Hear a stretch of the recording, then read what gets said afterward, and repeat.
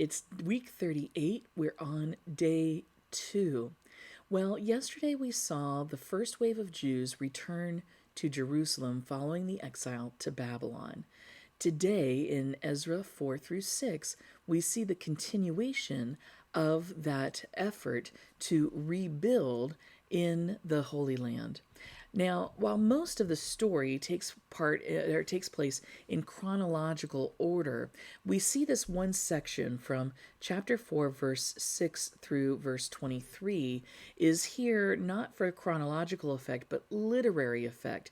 We want to see the parallels in the opposition that the people face by those who are still, or at the time, inhabiting the land. Because when they went into exile for 70 years, the land was mostly empty and people came in and inhabited it. And so there are those who don't want to see the Jews return, and particularly in any kind of power or that sort of thing.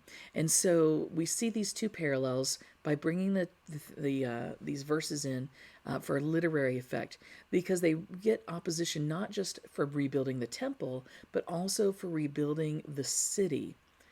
Ultimately, what we see here is that it takes perseverance in the face of opposition to sometimes complete the tasks that God gives us. Ultimately, because of their perseverance, they will indeed dedicate the temple and celebrate Passover for the first time in over 70 years. What is God calling you and me to do? And sometimes a lot of those tasks, they don't get done just with a flick of the wrist or a snap of the fingers. It requires perseverance. Do we get tired? Sure. Do we give up? Hopefully not, knowing that God is behind it and God wills us to follow